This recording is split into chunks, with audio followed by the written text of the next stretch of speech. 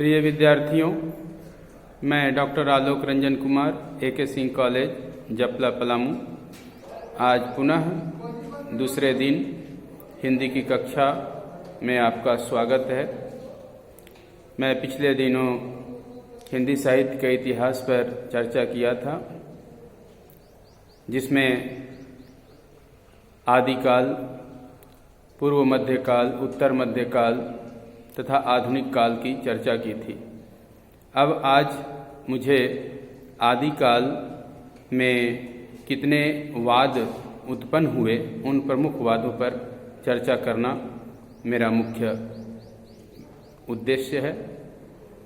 तो आधुनिक काल को गद्य काल भी कहते हैं, क्योंकि आचार्य रामचंद्र शुक्ल ने जब हिंदी साहित्य का इतिहास लिखना प्रारंभ किया था, तो उसमें काल का जो विभाजन किया है वह रचनाओं की बहुलता के आधार पर किया है। जिस काल में जिन प्रवृत्तियों की अधिकता थी, जिन रचनाओं की अधिकता थी, उनके आधार पर काल विभाजन किया।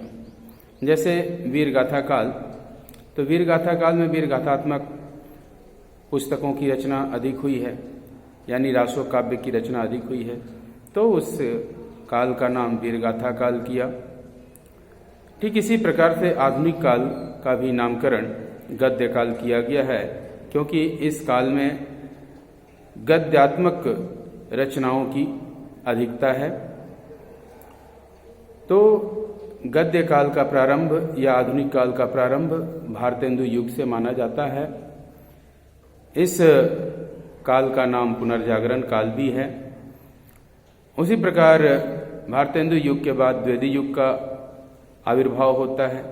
द्विवेदी युग को जागरण काल या सुधार काल के नाम से भी अभिहित किया जाता है। द्विवेदी युग के उपरांत छायावाद युग का आरंभ होता है। छायावाद के काल में राष्ट्रीय सांस्कृतिक कविता, प्रेम और मस्ती की कविता, हास्य व्यंग की रचनाएं, ब्रजभाषा काव्य और काफ़ी सारी गद्य साहित्य की भी रचना हुई है। छायावादोत्तर काल यानी उत्तर छायावाद का समय है।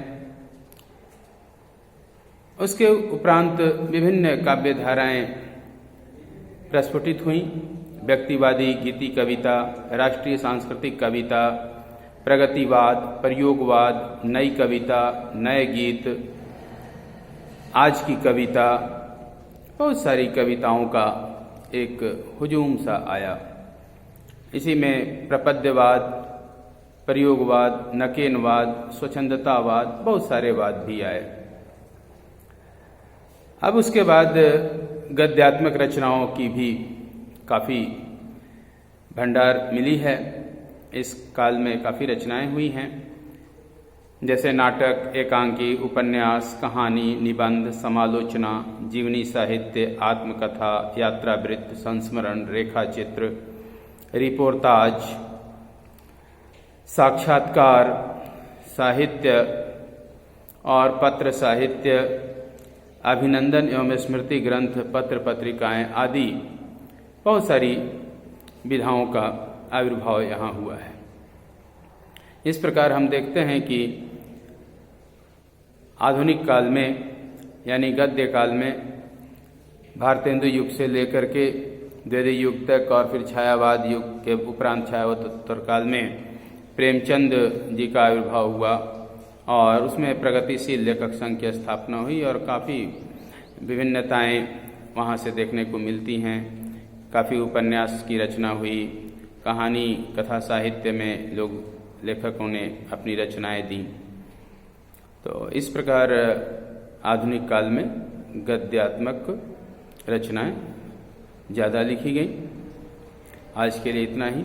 शेष अगले दिन हम अगली कक्षाओं में बताएंगे कि हिंदी साहित्य के इतिहास में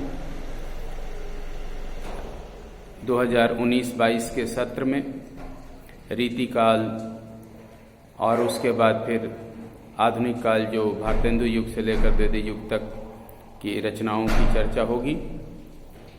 तो आप लोगों को बहुत बहुत धन्यवाद। ऐसे ही आप लोग सुनते रहिए और अध्ययन करते रहिए। धन्यवाद।